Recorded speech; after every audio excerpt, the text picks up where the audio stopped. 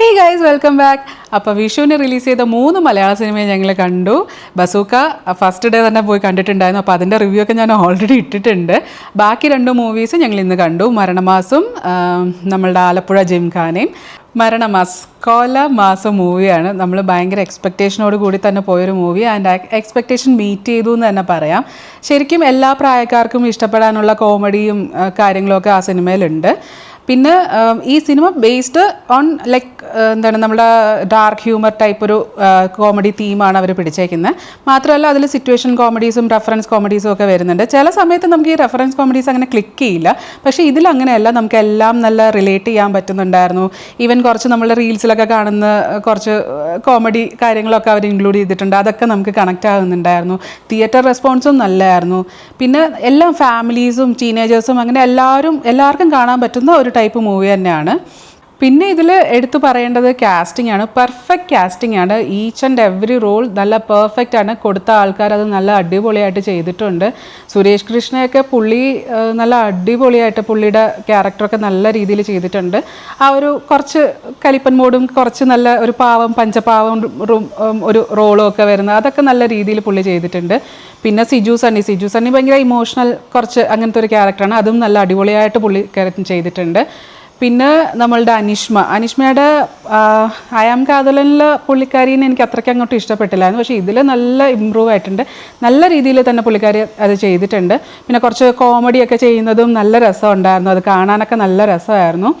പിന്നെ നമ്മളുടെ serial killer Rajesh Madhav പുള്ളി അടിപൊളിയായിട്ടുണ്ട്. ആ സീരിയൽ കില്ലറിൻ്റെ ആ ഒരു വരുന്ന രീതിയും ഒക്കെ പുള്ളിയുടെ ആ ഒരു ക്യാരക്ടർ പുള്ളി നല്ല രീതിയിൽ തന്നെ ചെയ്തിട്ടുണ്ട്.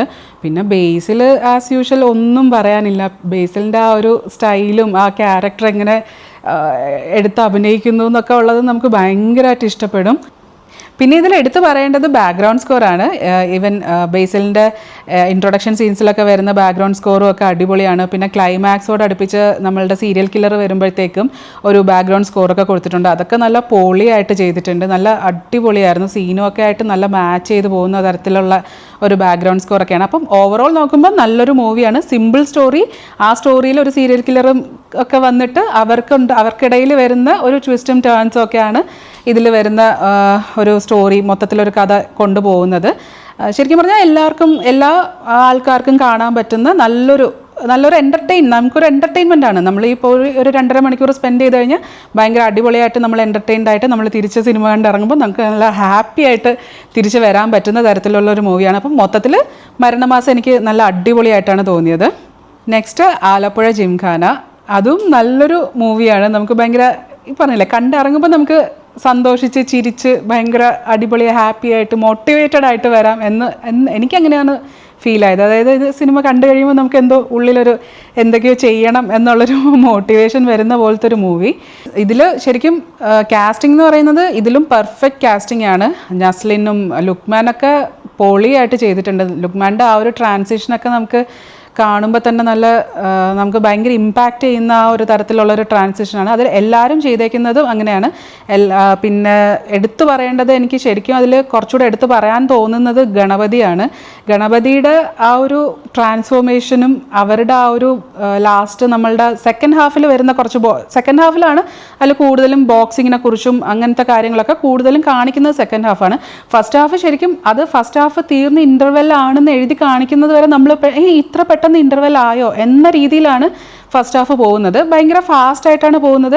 ഫസ്റ്റ് ഹാഫിൽ ശരിക്കും ക്യാരക്ടേഴ്സ് എസ്റ്റാബ്ലിഷ് ചെയ്യുകയാണ് ചെയ്യുന്നത്. ഓരോ ക്യാരക്ടേഴ്സ് എങ്ങനെയാണ് എന്തൊക്കെയാണെന്ന് പറഞ്ഞു വെക്കുകയാണ് ചെയ്യുന്നത്. പക്ഷേ അത് തന്നെ പെട്ടെന്ന് നമ്മൾ ഫസ്റ്റ് ഹാഫ് കഴിഞ്ഞതുപോലെ തോന്നി.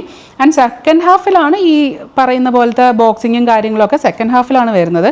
അപ്പോൾ അതിൽ എല്ലാവരും അടിപൊളിയായിട്ട് ചെയ്തിട്ടുണ്ട്. അവർ അതിന് മുന്നേ എടുത്ത എഫേർട്ടെല്ലാം നമുക്ക് അതിൽ കാണാൻ പറ്റും.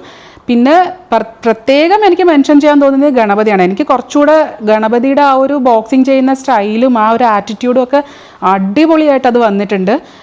പിന്നെ നമ്മുടെ നായിക പുള്ളിക്കാരത്തിയുടെ പേര് അനഘ രവി. പുള്ളിക്കാരത്തി ഒരു രക്ഷയില്ല. നല്ല അടിപൊളിയായിട്ടാണ് ആ ക്യാരക്ടറിന് വേണ്ടി ബോക്സിങ് പഠിച്ച് ചെയ്തതാണ് എങ്കിൽ പെർഫെക്റ്റ് ആയിട്ടുണ്ട്. കാരണം ആ പുള്ളിക്കാരത്തിയുടെ സ്വാഗും ആ ബോക്സിങ് ചെയ്യാൻ നിൽക്കുന്ന ആ ആ ഒരു രീതിയൊക്കെ കാണുമ്പോൾ നമുക്കിങ്ങനെ ഭയങ്കരമായിട്ട് ഇഷ്ടപ്പെടും.